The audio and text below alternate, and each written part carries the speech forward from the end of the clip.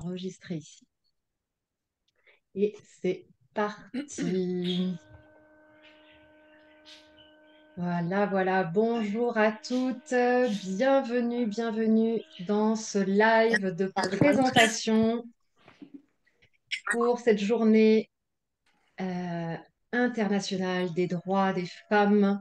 Je fais toujours attention à bien dire ce titre de journée en entier, car tous les mots comptent triple. Ce n'est pas la journée de la femme, ce n'est pas la journée pour nous offrir des roses, c'est une journée pour conscientiser ensemble où en sont les droits des femmes en France, puisque nous parlons là, ici, en France, mais en France et dans le monde entier, il y a encore beaucoup à faire pour les femmes dans le monde. Et donc, voilà, nous sommes engagés, j'ai envie de parler plutôt d'engagement plus que de célébration aujourd'hui, nous sommes engagés autour de la Journée internationale des droits des femmes et j'ai choisi cette date pour la sortie officielle de nouveaux livres autour du sujet des femmes, puisqu'il y en a eu un premier qui s'appelle Femmes-S, que je me permets du coup de vous montrer ici à la caméra. Celui-ci est sorti en avril 2021.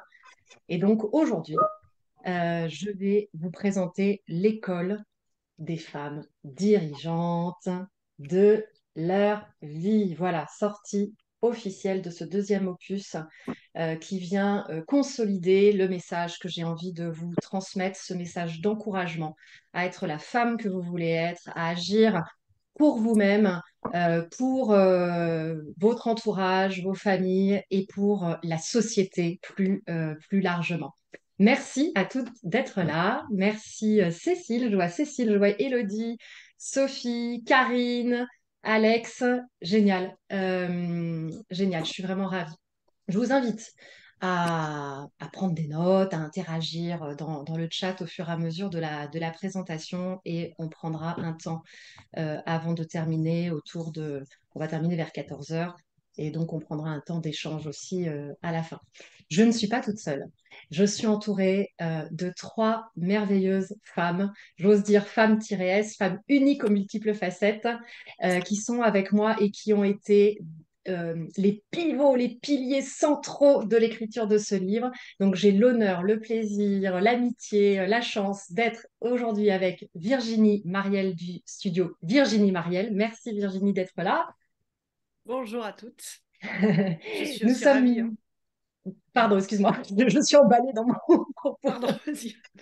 Je disais que j'étais Vas-y, ravie vas-y. d'être là. Je disais que j'étais ravie d'être là et je enlève mon micro, je te laisse la parole. Je suis également entourée de Julie. Bonjour Julie, merci d'être là. Hello, merci à tous d'être là aussi. Bon, j'ai un petit souci d'ordinateur qui fait un petit peu de bruit, donc quand je parle, s'il y a un petit peu de bruit, j'en suis désolée. Voilà, je désactive mon micro pour vous laisser en paix. Hmm. Et de Patricia. Bonjour Patricia, merci aussi, merci d'être là. Alors voilà trois femmes extraordinaires qui ont un métier extraordinaire et que j'avais envie de rendre visible parce que ce sont parfois des métiers de l'ombre qu'on connaît pas très bien et qui ont l'habitude plutôt de rester dans l'ombre. Donc moi j'avais très envie de vous mettre en lumière. Je crois que la Journée internationale des femmes, c'est aussi la Journée internationale de la visibilité des femmes, donc des droits et de la visibilité des femmes. Et donc, c'était très important pour moi. Ce livre, nous l'avons co-travaillé, co-écrit, et tout ce projet a été piloté par Virginie. Alors, peut-être Virginie, du coup, je vais te donner la parole en premier pour expliquer ce que tu fais au sein du studio Virginie Marielle et voilà, et présenter également peut-être un peu plus Julie et Patricia. D'accord, ok. Donc moi je suis Virginie Marielle, j'ai créé le studio Virginie Marielle qui regroupe une équipe d'auteurs, de communicants, de spécialistes du marketing et du branding, de graphistes aussi. Je me suis rendu compte, je vous fais une présentation un peu large, mais rapide. Je me suis rendu compte qu'il existe un outil formidable qui permet aux entrepreneurs de se différencier et de poser leur autorité, leur crédibilité et d'expliquer en quoi ils changent la vie des gens. Et cet outil, c'est le livre. Donc, j'ai co-créé une structure qui permet de répondre à ces trois problématiques qui sont l'autorité, crédibilité, différenciation et surtout en quoi les entrepreneurs, vous êtes la réponse aux douleurs de vos prospects, de vos clients. Et donc, je permets aux entrepreneurs avancés dans leur business de publier leurs livres sans écrire une ligne. Donc, Ida et donc cette entrepreneur audacieuse. Donc, comme je vous décris un peu le processus, donc je les interviewe, j'enregistre ces séances et ensuite je vais chercher chez eux leurs pépites, ce qu'ils ne dévoileraient pas dans un podcast ou un article LinkedIn. Et j'envoie tout ça à mes auteurs. Donc là, en l'occurrence, c'est Julie, accompagnée de Patricia, donc, qui, grâce à leur talent d'écrivain, ont retransmis par écrit dans ce livre de Ida l'essence même des propos d'Ida, que j'appelle du coup Ida, je t'appelle ma co-autrice. Donc Julie, ici, c'est l'autrice qui a écrit le livre et elle a été coachée et mentorée par Patricia, qui travaille avec moi depuis 4 ans, 3-4 ans maintenant, voilà, de façon plus proche. Et donc j'étais heureuse parce que hier, quand j'ai parlé de Julie, Ida me dit, il y a Julie qui est inscrite. Je dis oui, c'est elle qui a écrit ton livre. Et je savais pas que c'était toi, Julie, du coup. Tu savais pas que c'était Après, Je savais qu'il y avait une Julie, mais je savais pas savais que pas que c'était c'était toi qui cette étais Julie-là. inscrite. Oui, parce qu'il y a eu quand même énormément d'échanges, mais c'est vrai que cette nouvelle façon de travailler, ça se fait par écrit, en fait, la majeure partie du temps. Et sinon, tu avais rencontré Patricia, je crois, mais Non, non, en même fait, pas, c'est la physique. première fois que je vois Julie et Patricia. Ça fait 6 mois qu'on travaille ensemble, 6 mois qu'on échange par Word correction interposée. Mais c'est la première fois que Julie, Patricia et moi, on se voit physiquement, si j'ose dire. Ouais, physiquement, quoi. Et physiquement, voilà, c'est ça, exactement. Ouais. Exactement. Hmm. Donc voilà, donc j'ai fini ma petite présentation et je trouve ça génial de se dire qu'aujourd'hui, Ah, pardon, je t'ai coupé le micro. Voilà, c'est bon. ok, donc je disais juste que j'ai fini ma petite présentation et que je trouve ça formidable qu'aujourd'hui on puisse arriver à un tel travail, telle ampleur de travail sans s'être vu pour de vrai, même rencontré physiquement. Donc voilà, je te laisse là. Je te rends le micro. Merci. Julie, est-ce que tu veux te dire un mot, te présenter?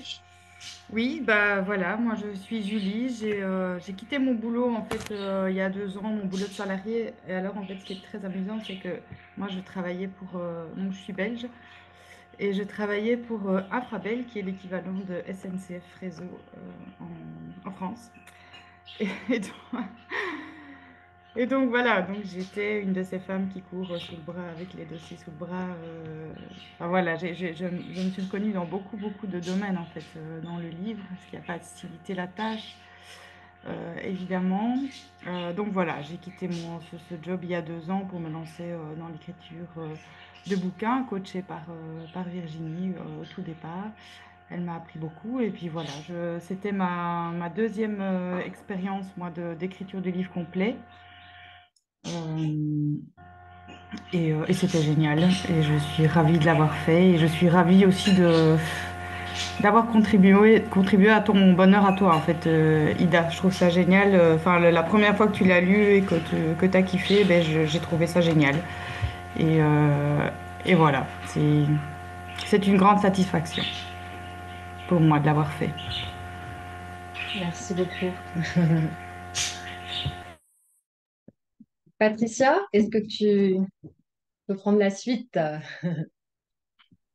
Alors, je suis une vraie femme de l'ombre, hein. Donc prendre la parole en public, c'est un peu compliqué pour moi, mais je rejoins totalement Julie. C'est vraiment une émotion et c'est pour cela aussi que j'adore travailler avec Virginie parce que on est carrément alignés sur cela. C'est de amplifier un message que on adore porter. Tu vois, on adore travailler pour des personnes comme toi qui ont un vrai message et qui va changer le monde. Et donc, par ricochet, on a l'impression d'être actrice de ce message qui va faire avancer la société, pas que la condition des femmes, parce que comme tu le dis si bien dans ton livre, la société ne peut pas évoluer quand une partie de la société n'évolue pas. Donc, en fait, en faisant évoluer une partie de l'humanité, on fait évoluer l'humanité entière. Et donc, par ricochet, Virginie, Julie et moi, on se sent actrices de l'amplification de ce message. Et donc, bon, soit je pleure, soit je coupe le micro parce que, bon, quand même. Donc bon, c'est une belle émotion. On est toutes un peu ultra sensibles. C'est en ça qu'on travaille bien ensemble et qu'on peut bien s'approprier ce genre de propos, ce genre de sujet qui est le tien, Ida. Voilà. Euh, du coup, j'ai peut-être envie de lire une partie que j'ai complètement écrite. Et en rebond de ce que tu viens de dire, Patricia, euh, dans la conclusion, en effet, qui est une conclusion sous forme de manifeste, j'écris: vous pouvez penser qu'il ne s'agit que d'elles, donc les femmes qui courent dans les couloirs avec des dossiers sous le bras et l'air sévère, et que finalement, voilà, les autres, ça va. Et donc, vous pouvez penser qu'il ne s'agit que d'elles et non de vous, et qu'au fond, c'est bien leur problème de ne pas s'en sortir. Je rajoute, hein, parce que de ne pas s'en sortir. Mais ne perdez pas de vue qu'une société amère et infertile à tout point de vue est une société qui s'autodétruit. Laissons les femmes brillantes dans leur coin et dans la difficulté à prendre leur place, et c'est la société tout entière qui se verra dévaluer. Voilà. Et pour finir, en faisant cela, en prenant la décision de vous positionner sur les postes et les projets à la hauteur de vos compétences, de développer les relations qui vous permettent d'exprimer le meilleur de vous-même, de rendre les choses fluides et agréables, faciles, de vous sentir épanouie, sereine, en paix, de dégager cette image de femme brillante et inspirante que vous êtes.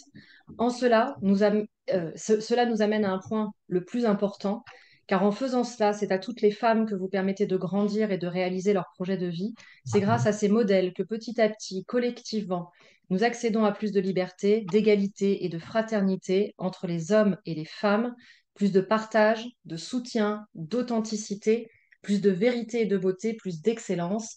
Alors, allons-y. Je sais que seules les plus audacieuses d'entre vous franchiront le pas et dépasseront leurs questionnements internes, leurs peurs. Seulement certaines d'entre vous se fieront à la confiance et à la curiosité. Pour vous, l'aventure démarre, la chance vous est donnée, celle qui sourit aux courageux, ceux et celles qui agissent avec leur cœur, celles et ceux qui ont quelque chose à offrir et à porter au monde. Voilà comment se termine l'école des femmes dirigeantes de leur vie. Euh, Merci. C'est très, très puissant de voir en effet comment ces liens de coopération, quand ils sont exactement au bon endroit, font vibrer tout ce qu'il y a là, là. Tout. Voilà. Virginie, est-ce que tu veux enfin, expliquer comment est-ce qu'on a travaillé justement? Comment ça s'est passé? Comment tu fonctionnes? Parce que tu as une méthode qui est vraiment très très bien construite en fait, hein. Voilà, je pense que ça peut être vraiment intéressant de montrer ce qui s'est passé dans les coulisses pendant les 6 derniers mois finalement. Ok. Ok. Bah déjà, on s'est rencontrés il y a un an à peu près, maintenant, un peu plus, un an et demi. On s'était rencontrés à Barcelone, je me souviens, dans cette belle maison où en fait j'avais déjà été forte, beaucoup touchée par ton propos parce que je ne savais pas qu'on pouvait concilier la vie professionnelle et la vie perso. Enfin, c'était pour moi une vraie quête, un vrai questionnement qui me poursuit depuis la naissance de ma fille. En fait, ça fait 15 ans. Donc, j'ai déjà été touchée. Il faut que je sois touchée enfin, que je m'approprie déjà le sujet. Euh, et donc, quand tu m'as demandé, en fait, tu avais déjà écrit un premier livre, quand tu m'as demandé d'écrire celui-là, parce que c'est pas la même intention, c'est pas la même portée, c'est pas le même livre. Je propose donc une structure qui permet de créer un livre qui n'est pas donc un essai, qui n'est pas quelque chose de peut-être qui est un livre peut-être plus adapté à la majorité, c'est-à-dire que c'est pas un livre de philo ou un livre de psycho pour le coup, c'est un livre qui s'adresse à vous, à nous, à toutes ces femmes parce que tu parles à toutes ces femmes qui voudrions nous aussi briller partout, enfin, dans quel que soit le domaine de notre vie. Et donc, la structure que je propose, c'est une structure justement qui qui parle aux gens, à nous, aux femmes du quotidien, qui nous battons sur tous les fronts. Et donc, comment je fonctionne, je t'ai interviewé, donc je crois qu'on s'est parlé 5 fois 2 heures à peu près, 4 fois 2 heures, je me souviens plus trop. Je sais qu'on était toutes les deux sur notre lieu de vacances parce que c'était au mois de juillet et que le mois de juillet, les enfants sont en vacances et ils sont pas forcément chez les grands-parents. Donc moi, j'étais à Majorque et toi, tu étais à Djerba, je crois. Donc on était chacune, on avait enfermé les enfants dans leur chambre pendant les entretiens pour pas qu'ils viennent nous déranger.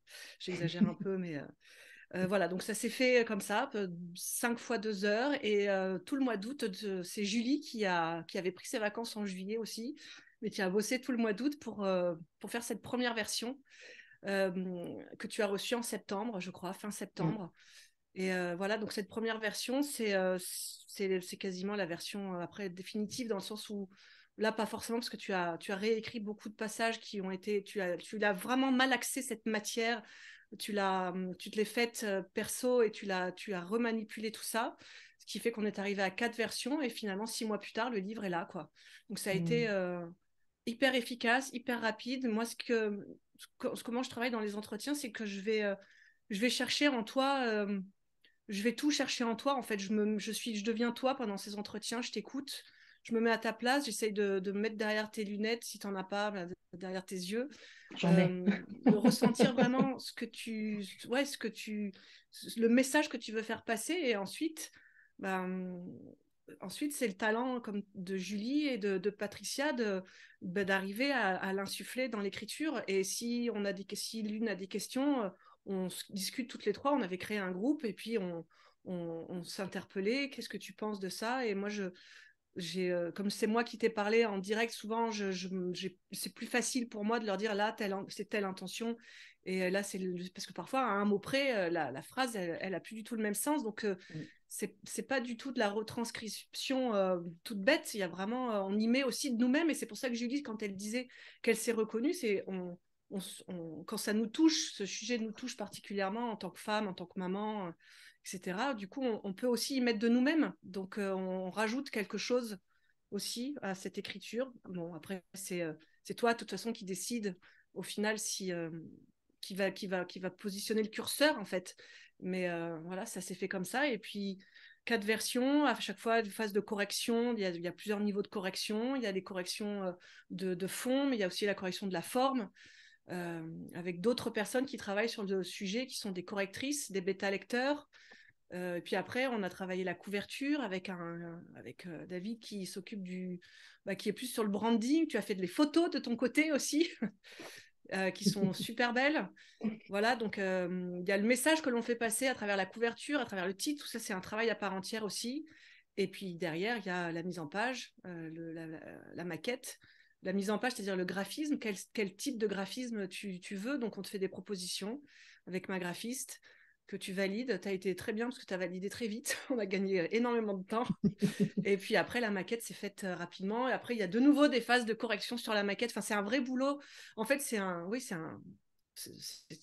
pas énorme. il y a pas que le travail du fond du livre, il y a aussi toute la forme. Et la forme, c'est pas qu'une forme, c'est vraiment la forme au service du propos. Voilà. Et c'est génial de travailler avec toi parce que tu es d'une efficacité. Voilà, ça permet d'aller très vite. Qui sort un livre en 6 mois? C'est rare quand même. Je pensais pas. Même moi, quand on me demande, je veux qu'il soit sorti dans 6 mois, je dis, mais c'est pas possible.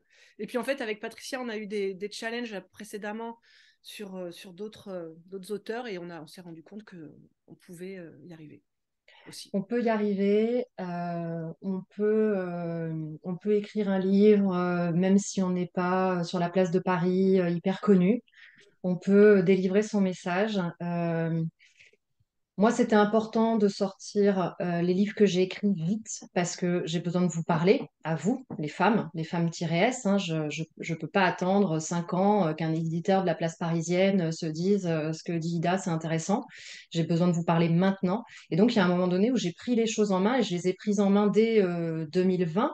Quand j'ai écrit Femmes-S, il fallait que c'était impératif en fait. J'avais pas le choix. J'étais trop poussée. Et d'ailleurs, j'étais tellement poussée que pendant 4 mois, je me suis levée à 5 heures du matin et j'ai écrit femme-s, voilà, entre 5h et 7h du matin du mois d'août au mois de décembre 2020. Et je m'étais dit, de toute façon, ce livre, il doit être fini au 31 décembre 2020. Il faut qu'il sorte en 2021. Je ne sais pas comment je le sortirai. Est-ce que je vais chercher une maison d'édition? Est-ce que je m'en occupe toute seule? Au final, j'ai compris que aller chercher une maison d'édition, c'était un vrai projet en soi, qui sera sans doute un projet d'ailleurs pour le troisième livre dans ce cadre-là, puisque là, du coup, j'en suis, vous les voyez derrière, hein, j'en suis là, vous avez ma thèse, voilà, là, vous avez Femmes, là, vous avez l'école des femmes dirigeantes de leur vie, et là, vous avez deux recueils qui sont les recueils de tous les articles que j'ai écrits sur LinkedIn depuis 2 ans. Donc, il y en a, comme on en écrit un par semaine, bah, vous faites le calcul, autant de semaines que d'années, voilà, ça fait une centaine d'articles ici.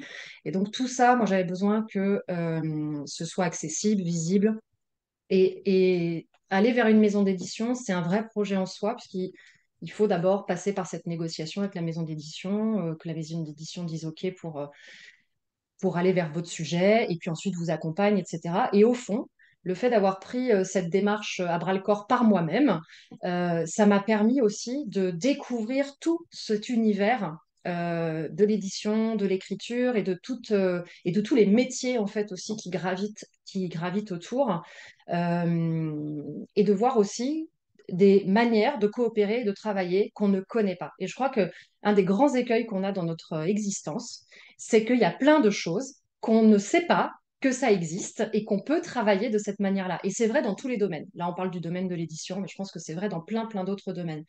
Et moi, ce que je dois dire, c'est que depuis 3 ans où je suis entrepreneur, je découvre des myriades de métiers absolument plus incroyables les uns que les autres, et une possibilité de nouvelles fonctions, manières de travailler. Alors, nouvelles, j'en sais rien en fait, en vrai. Mais en tout cas, une possibilité de travailler complètement différemment. Encore une fois, je vous l'ai dit tout à l'heure, Julie et Patricia, c'est la première fois qu'on se parle en direct et qu'on se voit. Et pourtant, ça fait 6 mois qu'on travaille ensemble. C'est juste énorme. Donc voilà. Et pour ce deuxième livre, le fait de travailler comme ça en coécriture et de laisser aussi l'écriture à d'autres, ça a été un choix de ma part parce que d'abord, j'avais plus à me prouver que je savais écrire, hein. J'ai écrit une thèse de 600 pages, j'ai écrit Femme-S, j'ai écrit des articles dans LinkedIn, donc c'est pas le sujet, j'ai pas besoin de vous montrer que je sais écrire. Voilà. Si vous voulez savoir et le juger par vous-même, bah, vous pouvez lire ma thèse, vous pouvez lire Femme-S, et voilà. En revanche, je savais que j'avais aussi un langage et une voix à porter qui passe par l'oralité, et que ça, du coup, c'est quelque chose qui pourrait être recueilli par Virginie en entretien. Et j'étais très curieuse aussi de voir comment mon message était entendu par un tiers. Voilà. Et je dois dire que quand du coup j'ai reçu au mois de septembre la V1, je me suis dit, OK, c'est bon, c'est exactement ce que j'ai dit. C'est exactement ce que je voulais dire, en tout cas. Voilà. Donc, ça m'a aussi apporté une espèce de validation et de sécurisation de mon message, dans le sens où ce que je veux dire a bien été entendu. Et ça, je ne sais pas si vous vous rendez compte à quel point ça peut être important quand on a envie, en effet, de dire quelque chose et d'être sûr que ça arrive au bon endroit, en fait. Voilà. Et quand vous avez deux personnes qui vous retranscrivent l'histoire telle que vous l'avez dans la tête, et ben vous dites, OK, ça c'est bon. Donc pour moi, l'expérience, elle a été exceptionnelle, euh, tant à un niveau professionnel, puisque aujourd'hui j'ai quelque chose à vous offrir, qui est un livre, voilà, qui est disponible. Je vous ai mis le lien sur Amazon et qui, j'espère, va pouvoir se déployer, prendre sa place, inspirer le plus grand nombre. D'ailleurs, si vous le lisez, mettez des commentaires sur Amazon parce que c'est ça qui va permettre de faire remonter sa présence et d'être visible le plus possible. Donc ça c'est ma partie métier, d'accord? Et après, il y a une partie beaucoup plus intime, beaucoup plus personnelle sur, OK, c'est bon, je suis dans la bonne direction. Et ça a été vraiment, enfin, c'est extrêmement précieux pour moi. Donc, vraiment, merci pour ça.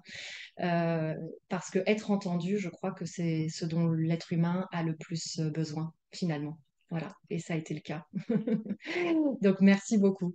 Je voudrais lire un passage faisant écho à ce que tu disais, Julie, avec les dossiers sous le bras, puisque en effet, c'est une histoire vraie, cette histoire de dossier sous le bras, et que tu as su parfaitement reprendre. Donc, je vous lis ça, page 28.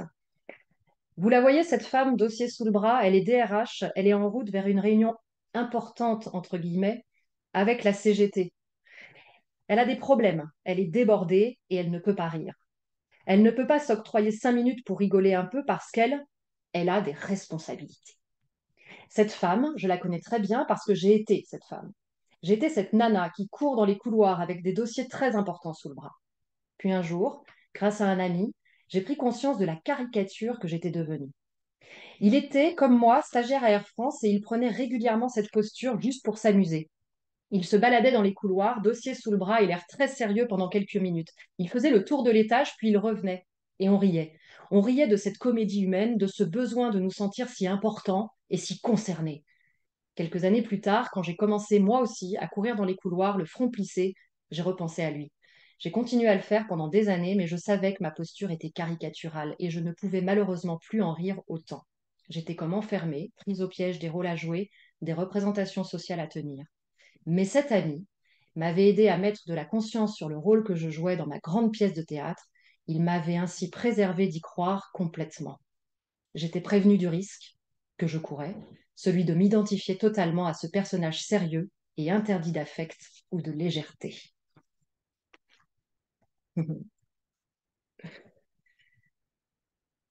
Hmm. Moi, j'aimerais savoir euh, quels sont les passages que vous préférez du livre, Virginie, Julie, Ouais. Patricia. Et peut-être, justement, comme au départ, vous avez entendu ma voix à travers les interviews, qu'est-ce qui vous a interpellé le plus au tout démarrage voilà, de ce travail? Je commence Ouais. Ouais. Donc moi, ce qui m'a interpellée, c'est vraiment cette notion générale de la place, du fait que pourquoi c'est toujours la femme qui se pose la question de la place, de sa place dans sa vie pro et perso, et que l'homme, lui, il bosse, il se pose pas la question, il a toujours bossé, il continue. Donc ça, c'est vraiment un sujet, moi, qui est apparu vraiment à la naissance de ma fille il y a 15 ans et qui continue de me trotter dans la tête. Donc c'est ça qui m'a interpellée tout de suite. Mais bon, ce qui m'a aussi interpellée, et tu vois, j'adore cette phrase de Wonder Woman à Badass. Mm. Parce que ce qui m'a interpellée, ça rejoint aussi le sujet du jour de ce 8 mars, c'est qu'aujourd'hui, c'est quoi être une femme? C'est quoi être féminine? Et pour moi, la féminité, c'est pas porter des robes affriolantes, talons hauts et du vernis sur les ongles, parce que j'ai jamais été comme ça. Mais alors, du coup, si c'est pas ça, être une femme, c'est quoi? Est-ce que c'est être une Wonder Woman? Non. Et quand tu dis que c'est une badass avec ton blouson en cuir écrit punk derrière, voilà, pour moi, c'est ça la féminité. Donc, tu as répondu aussi à cette question. En tout cas, tu as une partie de cette réponse, oui. Et le passage que je voulais, qui m'a touchée, je vais le lire. Donc, alors, ma priorité, c'est dans ta bio, c'est quand tu parles de tes enfants. Ma priorité, c'était d'apprendre à mieux communiquer, surtout avec mes enfants. C'est à ce moment-là que j'ai suivi des cours en parentalité, en gestion de la colère et en communication non violente. À cette époque de crise, j'étais capable de me mettre en colère pour des gommettes mal collées. C'était juste révélateur d'un mal-être qui n'était pas suffisamment conscientisé ni exprimé. Car, seule à la maison avec mes enfants, Riyad travaillait ou partait faire du sport le samedi, j'étais sollicitée en permanence. Mais c'était ma réalité. Je pouvais me mettre dans des états épouvantables pour 4 gommettes collées en bas à droite plutôt qu'en haut à gauche. C'était, et cela est devenu encore plus avec le temps, un sujet de plaisanterie. Je racontais cela à mon ami et collègue de bureau, et je me moquais de moi-même tout en étant triste de cette attitude complètement irrationnelle, mais je ne pouvais pas faire autrement. 2 points, écrits en gros dans le livre, et j'adore. J'ai dû faire une thérapie pour lâcher prise sur les gommettes.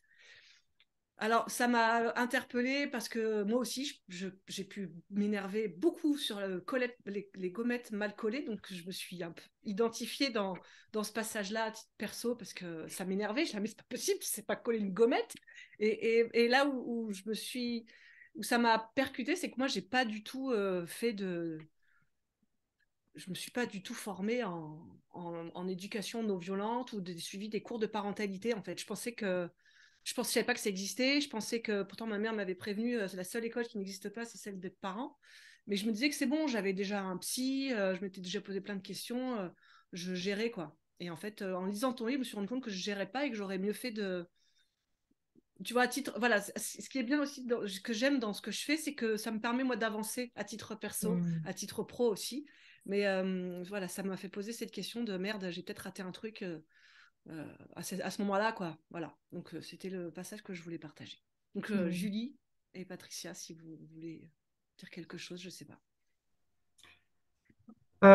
Oui, donc moi, ce qui m'a, enfin, beaucoup de choses m'ont interpellée, voilà, mais j'en ai choisi une, enfin deux.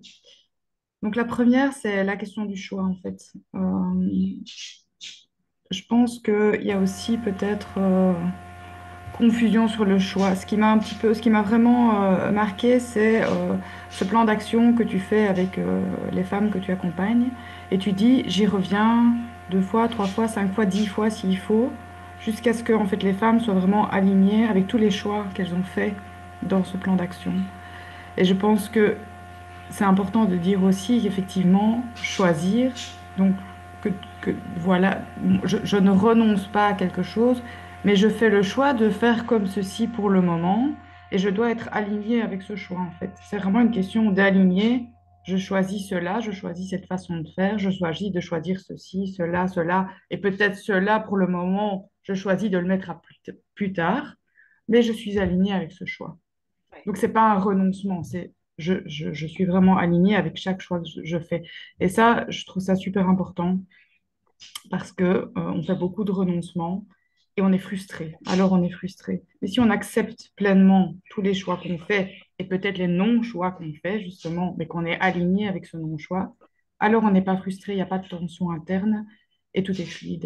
Et ça, je trouve ça très important, en fait, de comprendre ça. Mm. Et sinon, j'ai choisi un autre passage. Hier, j'ai regardé un petit peu parce que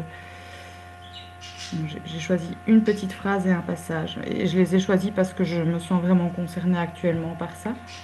La petite phrase, c'est: que deviennent-ils tous ces jardins tenus secrets lorsqu'ils ne sont pas cultivés? Donc voilà, je crois il y a beaucoup de jardins secrets ou de choses qu'on aimerait déployer mais qu'on ne cultive pas et on laisse tomber. Donc ça, c'est dommage. Et ça me parle aujourd'hui parce que j'ai un projet voilà, sur le côté que j'aimerais déployer justement, petit jardin secret. Et alors pour le passage, c'est celui-ci. Dans la vie, rien n'est gravé dans le marbre. Alors devenez le marbre. Reprenez votre pouvoir d'agir. Développez vos capacités d'adaptation, apprenez à vous connaître en profondeur, soyez consciente de vos ressources capacitaires. Vous devrez un jour ou l'autre épuiser vos forces pour rebondir. Nous ne vivons pas dans un monde féerique et je ne veux pas vous vendre une vie faite de licornes et de paillettes à tout instant. Je vous offre simplement la possibilité de développer pleinement votre autonomie, d'être en mesure de mobiliser votre potentiel et de vous sentir plus puissante, plus libre. Avant de pouvoir surfer sur des vagues de tsunami, vous devez d'abord apprendre à rester debout. Mm. Et voilà, moi, c'est un passage qui m'émeut et qui me parle parce que je pense que ces 3 dernières années, personnellement, c'est ce que j'ai appris à faire, à devenir un marbre. Ça ne veut pas dire quelqu'un d'invulnérable et qui ne pleure jamais ou qui n'a pas d'émotion ou qui est totalement... Mais c'est apprendre à affronter des difficultés et à rebondir, en fait, et à connaître tout ce qu'on a en soi pour pouvoir rebondir. Comment est-ce que je vais pouvoir rebondir à ça? Ah oui, je sais que j'ai cette capacité-là. Je sais que j'ai cet atout-là. Et donc maintenant, je vais pouvoir rebondir comme ça, parce que je l'ai déjà fait ou parce que je me connais mieux, etc. Donc c'est vraiment cette importance. Au début, j'avais choisi un autre qui parle de vraiment l'importance de se connaître à fond, soi-même, et de se changer intérieurement pour pouvoir justement déployer extérieurement, quoi. Voilà. Mm.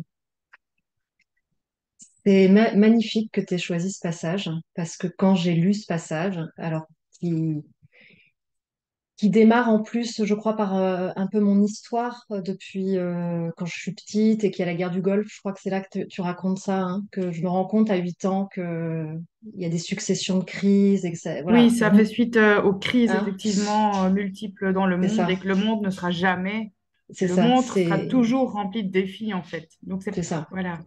Du coup, je raconte le fait qu'à 8 ans, moi je suis née en 80, donc en 90, 91, quand il y a eu la première guerre du Golfe, moi, mon père a perdu son emploi. Et donc, on est vraiment passé d'un truc où mon père était un peu un golden boy chez Thomson et tout, à puis après, ça l'a tellement touché, mon père, de perdre cet emploi qu'il s'est jamais remis, en fait, vraiment de cette blessure narcissique hein, que peut avoir un homme quand ce genre de choses arrive et qu'il n'est pas prévenu parce que il fait partie de la génération qui est née après la guerre et donc plutôt hyper croissance et voilà. Donc, bref.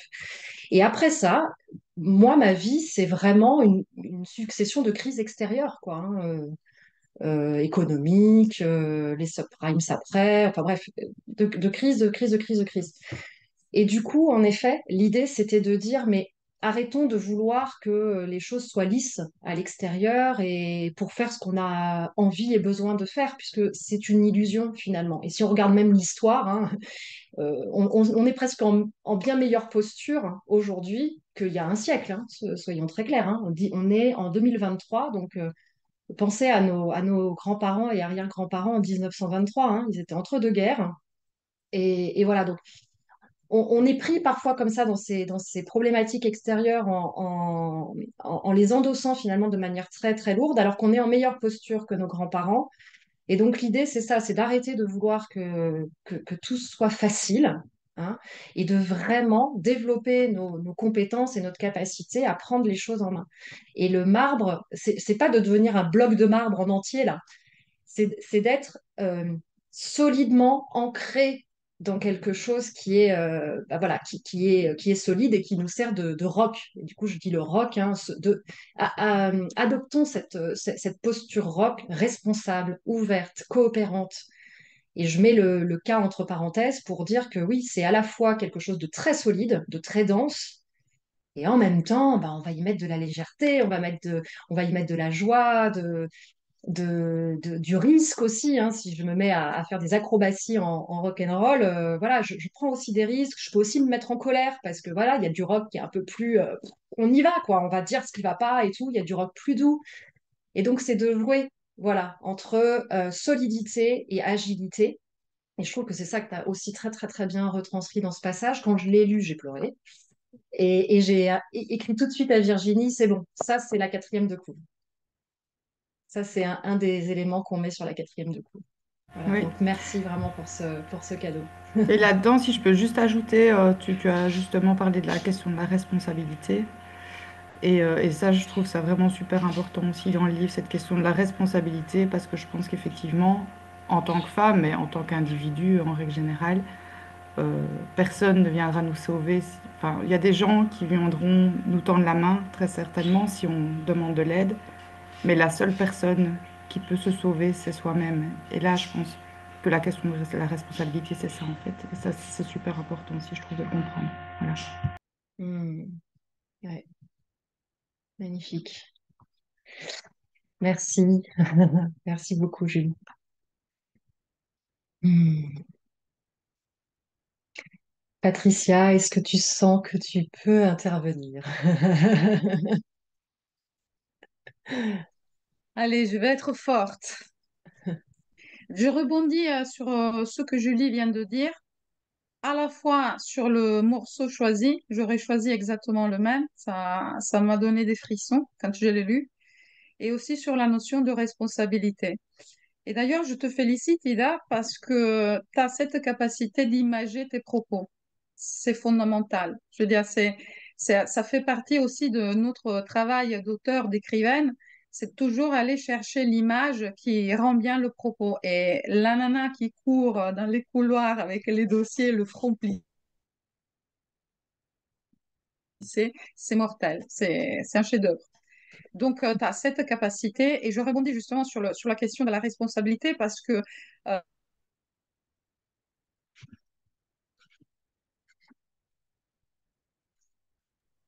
Elle bug, non? Ça bug un peu, ouais. Ouais. Bon. Attends, on va retrouver Patricia, j'en suis sûre. J'en suis sûre.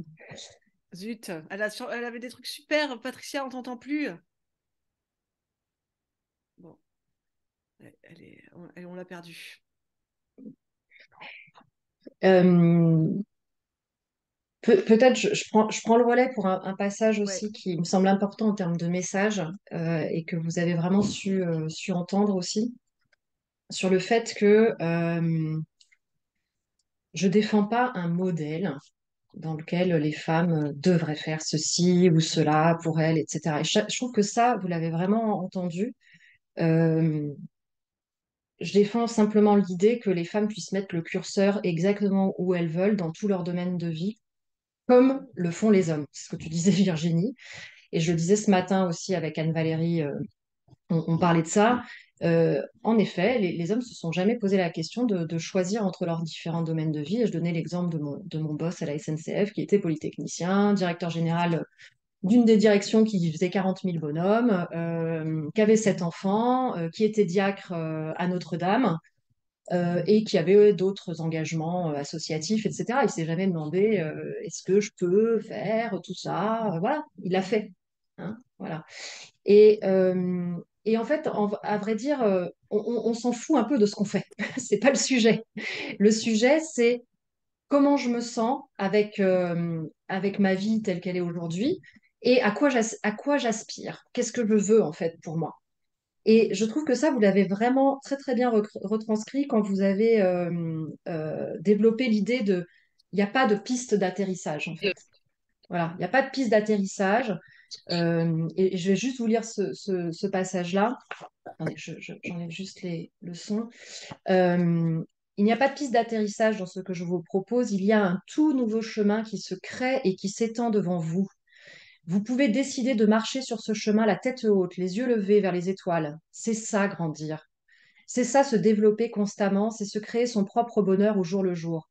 Pour accomplir cela, vous devez savoir ce que vous voulez.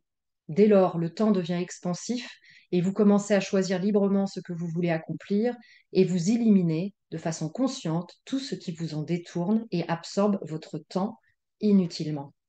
Il n'y a pas de piste d'atterrissage, il y a votre modèle de vie, celui qui vous est propre et que vous allez d'abord identifier pour commencer à vous mettre en mouvement. Vient ensuite le chemin que vous allez suivre pour mettre ce modèle en œuvre, en faisant des choix conscients, assumés, enfin libérés de toute crainte de jugement, de tout regard extérieur, armés de nouveaux outils pour vous aider à avancer le long de votre nouvelle voie. Voilà, voilà, ça vous l'avez vraiment entendu, il ne s'agit pas de se remettre dans un espèce de moule ou de répondre à une injonction encore supplémentaire sur ce que devrait être une femme du XXIe siècle. Prenez, euh, prenez-vous par la main et regardez ce que vous avez envie d'être, quoi. C'est vraiment ça, l'encouragement. Hmm. Voilà, donc merci pour ça. Ce que je vous propose, si Patricia ne peut pas se Si, Patricia, reconnecter elle est revenue. avec nous. Ah, alors je la vois pas parce que ça doit être sur la deuxième page. Peut-être que tu peux terminer ce que tu disais. Patricia, oui, tu es là, ça y est, je te vois. Super. Oui, je te laisse terminer du coup, Patricia, ce que tu étais en train de dire sur la responsabilité. Non, c'était pratiquement terminé. Justement, c'est du moment qu'on prend la conscience qu'on a justement la responsabilité, hein, sans aller comment te dire, dans la théorie de Sartre, etc. Mais on a une grosse responsabilité sur ce qui nous arrive. Bien évidemment, on n'est pas logé tout à la même enseigne, on n'a pas toutes les mêmes possibilités. En revanche, il y a cette notion de responsabilité qui devrait être considérée au sens latin du terme, comme tu l'as si bien mis en exergue, c'est-à-dire le fait de répondre à quelque chose. Et pour moi, c'est la clé de voûte de tout. Il y a un impact, chacun de nos choix a un impact sur nous-mêmes, tout d'abord. Et du moment qu'on est prêt à assumer les conséquences, mais de manière profonde, hein, pas uniquement considérer, vraiment peser le pro et le contre de l'impact que ce choix peut avoir dans notre vie.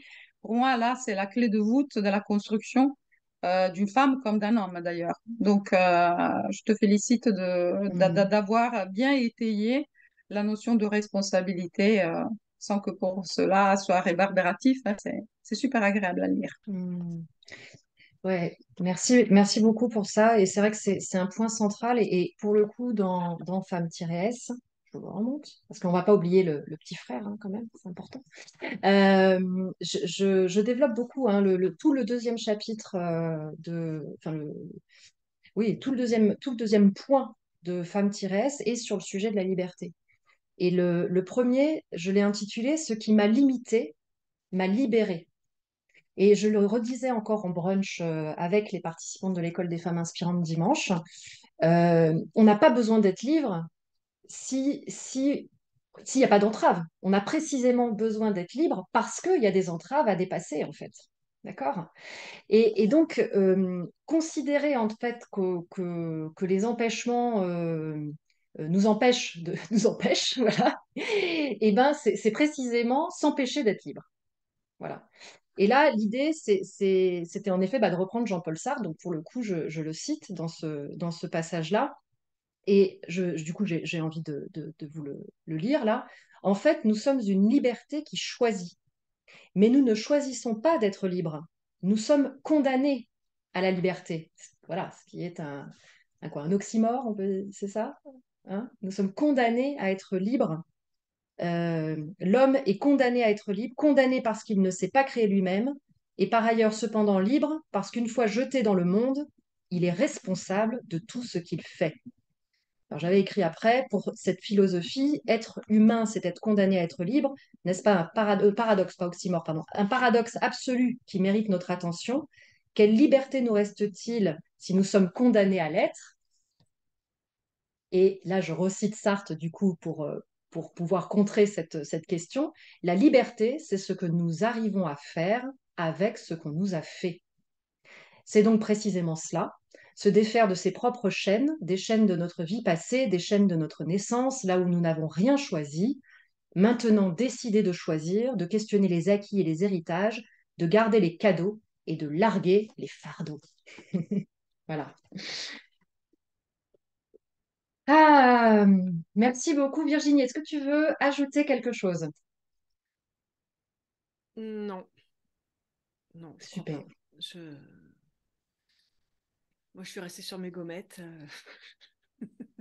Non, non, Ouais. je trouve que tout ce que tu nous dis dans ce livre est passionnant et vraiment, je suis encore une fois très contente, très fière d'avoir pu participer à l'expression de tout ce que tu as à dire, de tout ce que tu as à partager, parce que ça aide vraiment beaucoup de gens, beaucoup de femmes. Donc, moi, c'est vraiment le sens que j'ai trouvé dans ce travail, c'est-à-dire de mettre en lumière en fait des voix telles que la tienne. Donc c'est tout ce Hmm, que j'aurais à ajouter. merci. Je voudrais dire que ce passage sur les gommettes, c'est un passage clairement déterminant de ma vie.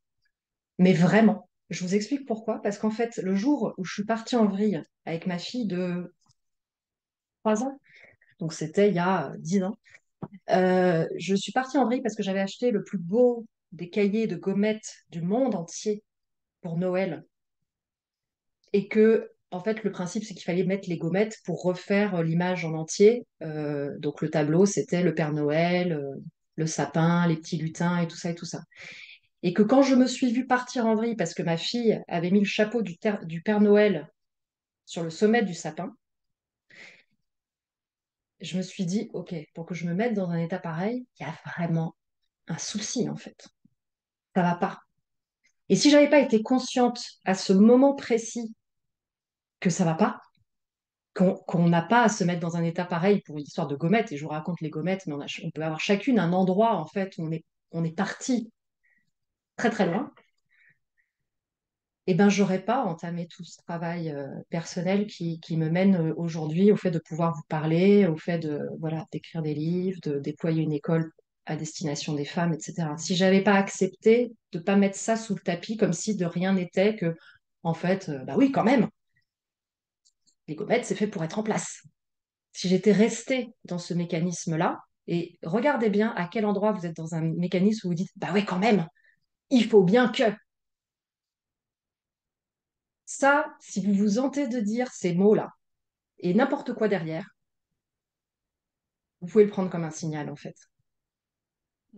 Voilà. Et donc, d'être attentif exactement à cet endroit-là. Et bon, bah, pour moi, pour le coup, ça a été cet épisode des gommettes qui a tout fait basculer dans un sens plus juste, en fait, pour moi, mais aussi pour mes enfants. Enfin, et puis finalement, pour toutes mes contributions, même pour le travail, pour tout ça, ça a tout changé, en fait. Mais moi, je pense que c'est vraiment la clé, en fait, et ça rejoint ce qu'on disait tout à l'heure sur la responsabilité, en fait. C'est de se dire, ok, c'est pas la faute de mon mari, c'est pas la faute de l'enfant, c'est pas la faute de mon éducation ou de mon enfance, c'est la situation, elle est comme ça, qu'est-ce que j'en fais et comment moi-même je suis en mesure toute seule, en fait, de l'arranger. Et c'est ce qui fait qu'on va faire des grandes choses, qu'on va sortir, enfin, qu'on va grandir, quoi. Donc, c'est tout le monde, on est toutes capables, toutes et tous, hein, mais pas parce qu'on est les hommes aussi sont capables, bien sûr, de faire cette transformation-là, quel que soit le domaine de sa vie, quel que soit le problème qu'on rencontre. Et ça, je trouve que c'est super encourageant, c'est génial.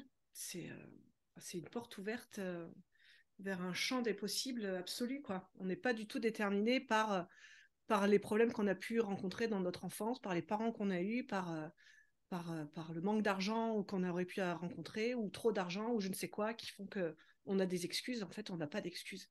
Et ça rejoint aussi la Ouais. liberté qu'on a toutes. Donc, Exactement. Et que si ces facteurs-là existent et peuvent être déterminants, ils ne sont pas enfermants. C'est-à-dire que, et c'est vraiment important que tu en parles, Virginie, parce que ça aussi, j'en parle plutôt dans le premier opus, alors qui est plus un essai dans le premier opus, donc il y a des choses que je dis plus sur des questions de fond comme celle-là, comme celle du déterminisme.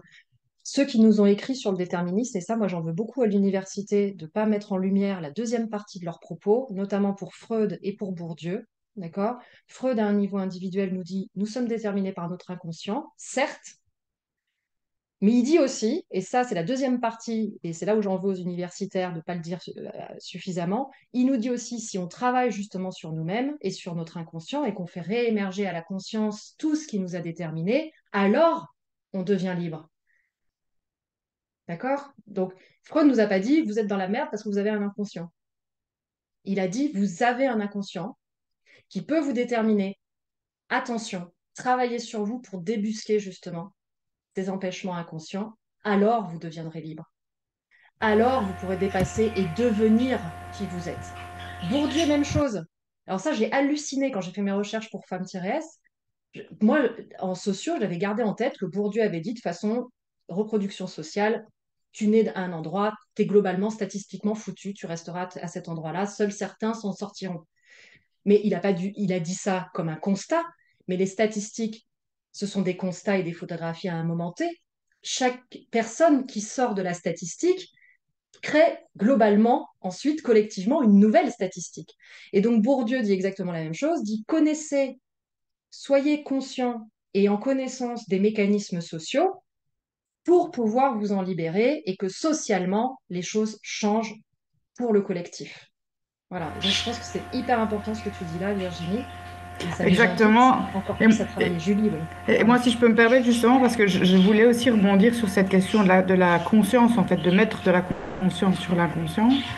Et enfin, sur nos réactions, en fait, sur nos réactions qui sont impulsives et inconscientes. Et je crois que c'est vraiment le point de départ, en fait, quand tu dis que tes gommettes ont été le point de départ, c'est parce que justement, tu as mis de la conscience dessus, alors que ça aurait pu rester dans l'inconscient.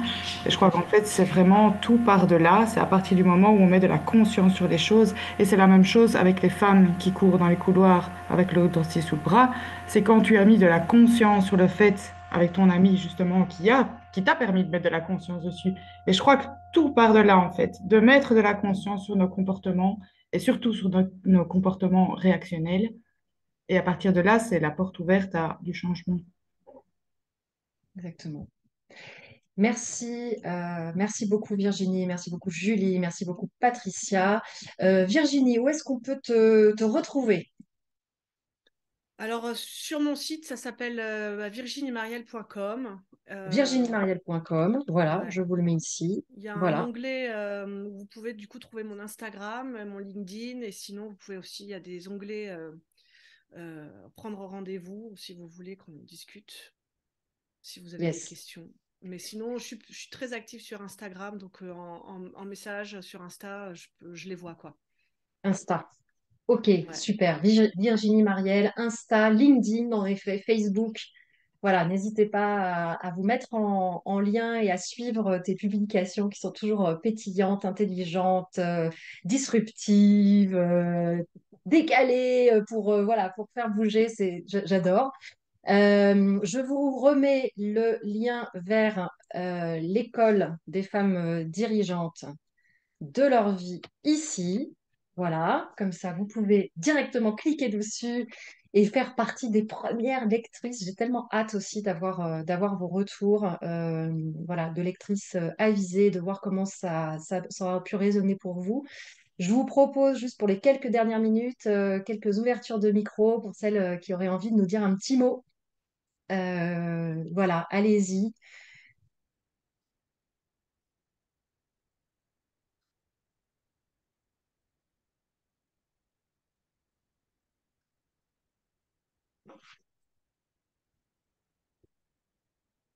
Je vous ai pas bloqué les micros, hein, rassurez-moi.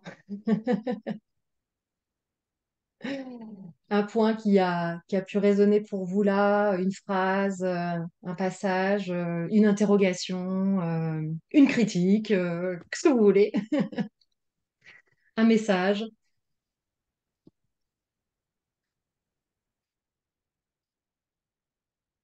Ah oui. J'ai une question aussi, si vous avez des questions.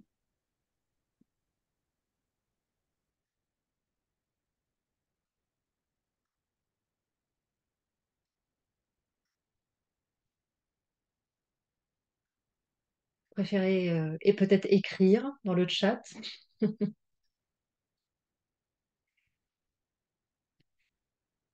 Hâte de lire le livre pour Laetitia, merci. Super. Puisque Aude, personne ne parle, Aude, allons-y. du coup, je vais prendre la parole. C'est pas Je évident, vais hein. peut-être me Je conçois présenter. très bien hein, que ce soit pas évident de prendre la parole devant le groupe. Aude. Je vais me présenter, du coup, bah, moi, je fais partie de l'École des femmes inspirantes. C'est moi qui suis en lien, en tout premier lien avec vous sur votre démarche bah, de passer à l'action, de se mettre, voilà, de se mettre en route, de décider de se choisir. Donc, c'est moi qui passe ce cap-là avec vous. Et du coup, ben, pour cette journée du 8 mars et cette sortie de livre. Alors moi, je suis hyper contente parce que du coup, Ida nous a fait la surprise de bah, rien nous dévoiler jusqu'au bout, en tout cas une bonne partie. Donc, je n'ai pas lu le livre, donc j'ai hâte de le lire. Je vais d'ailleurs le commander dès ce jour. Bah, je suis juste super contente que bah, il y a un petit frère au premier, mais il y en avait eu d'autres entre-temps qui sont pas tout à fait de la même, du- sur le même format, en fait, on va dire. Donc voilà, j'aime ben, déjà moi de ce que j'ai pu lire, j'aime beaucoup le titre en fait, parce que je pense que c'est oser, ben, dirigeante de sa, voilà, le mot dirigeante en tout cas, je trouve que c'est quand même osé de le dire comme ça aujourd'hui, parce que je pense que ça peut choquer en fait. Ça peut, je suis pas en train de stigmatiser des hommes, hein, mais le fait, bah, il y a des femmes qui n'assument pas d'être dirigeantes de leur vie en entier, en fait. On va être dirigeante dans une entreprise, mais on ne dirige pas sa vie, en fait. Et comme enfin, moi, en tout cas, c'est ma perception des choses. Après, c'est, voilà, chacun a sa perception. Pour moi, on a les postes qu'on a dans son métier. Et pour moi, la vie, ou en tout cas la vie personnelle, et aussi la vie de couple, c'est une forme d'entreprise. Moi, j'ai l'impression qu'on est dans un contrat, en fait. Donc chacun euh, avec un contrat qui normalement est en CDI, mais on peut avoir des CDD, et où chacun fait sa part, en fait, avec des missions. Et c'est pour ça que j'aime beaucoup, en fait, ce mot qui en dit long sur sa manière de manager, en fait, sa vie professionnelle et aussi sa vie personnelle. Et qu'en fait, ben, sans être dans le contrôle, on a quand même une capacité à diriger les choses et du coup d'oser avoir ce mot-là en titre. Je trouve que c'est accrocheur et ça révèle beaucoup de choses et ça va peut-être aussi permettre à des femmes d'oser dire qu'elles sont dirigeantes en fait, qu'elles gèrent et voilà. Donc c'était ça que je voulais dire. Super. Et bravo. Merci. Merci beaucoup. Merci à toutes de votre présence sur ce temps de midi, de déjeuner et sur cette journée du 8 mars, donc journée internationale des droits des femmes. Honorons notre place de femmes françaises dans un terreau fertile. Et on a encore beaucoup de travail à faire, mais nous avons, comme je l'ai dit ce matin et que je dis souvent, le terreau pour être présente et pour nous positionner et pour mener la vie que nous avons envie de mener. Faisons-le en l'honneur aussi des femmes qui, dans le monde, n'ont pas cette possibilité. Et, euh, montrons à nos enfants, à nos filles et à nos fils que ce qu'ils souhaitent est possible. Voilà. Je vous souhaite une très très belle après-midi. J'en retrouve certaines en présentiel sur Paris ce soir. Si vous voulez venir, si vous êtes parisienne et que vous avez envie de venir et que vous n'avez pas vu que c'était possible de venir à la conférence de ce soir je pourrais également dédicacer les bouquins du coup et échanger en direct avec vous. On pourra boire un coup. Enfin bon, voilà, tout ce qu'on peut faire quand on est en présentiel, quoi. Même si là aussi, hein, on peut on peut trinquer. Voilà, donc encore un bel événement ce soir à venir à 19h30 au Centre des thérapies intégratives et nouvelles technologies à Paris. D'ici là, voilà, passez une très très belle après-midi et je vous dis à tout bientôt. Merci Virginie, merci Julie, merci Patricia infiniment et à tout vite. Merci à toutes. Bonne journée. À ce soir. À ce soir Stéphanie. Bye bye. Merci, au revoir.